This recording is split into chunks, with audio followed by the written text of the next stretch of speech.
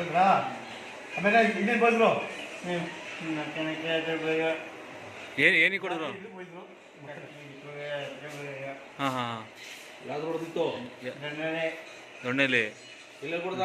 ಎಲ್ಲಿ ಹೊಡೆದ್ರು? ಹಾಂ ಹಾಂ ಹೊರಗೆ ಹೊಡೆದ್ನಾ? ಯಾರು?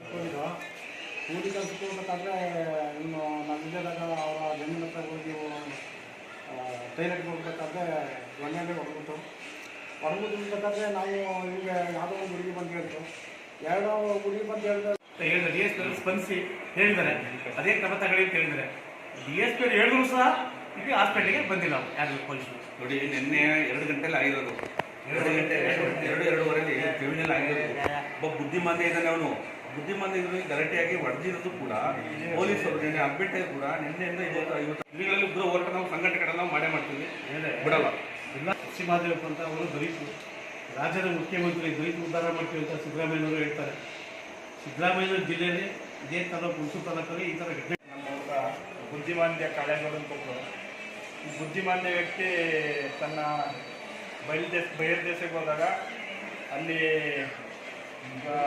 ರವಿಗೌಡ ಎಂಬ ವ್ಯಕ್ತಿ ನಿನ್ನೆ ಶನಿವಾರ 2:02 ಗಣೇಶಂಬಾದಲ್ಲಿ ಹುಡುಗ. ಈ ಹುಡುಗ ಬುದ್ಧಿಮಾಂದ್ಯವ ಮತ್ತು ಅಂಗವಿಕಲಿಕ.